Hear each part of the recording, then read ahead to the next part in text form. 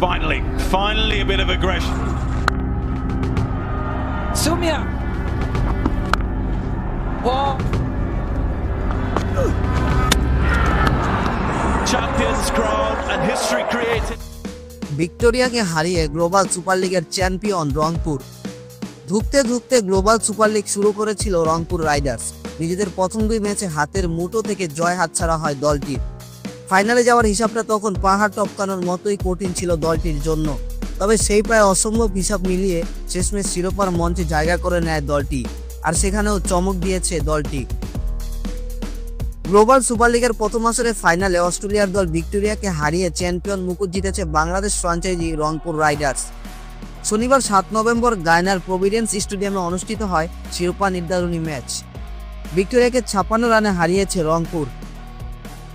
Toss জিতে batting করতে নেমে প্রথম ইনিংসে নির্ধারিত ওভার শেষে 178 রান করে রংপুর।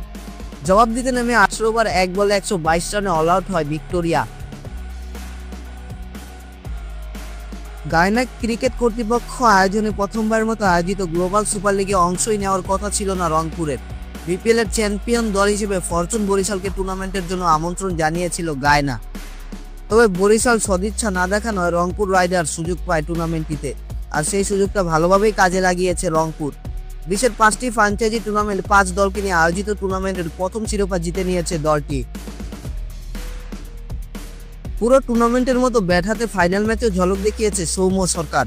5 ছক্কা ও 7 চার তারা 24 বলে 86 রানে অপরাজিত ইনিংস মূলত দলকে জয়ের পথ দেখিয়েছে।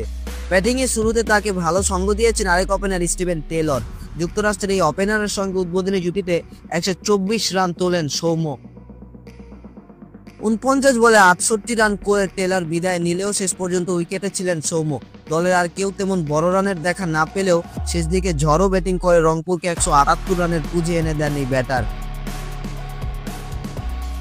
জবাব দিতে নেমে জো ক্লকের ব্যাটে ভালো শুরু পেলেও সেটা বেশিক্ষণ ধরে রাখতে পারেনি ভিক্টোরিয়া।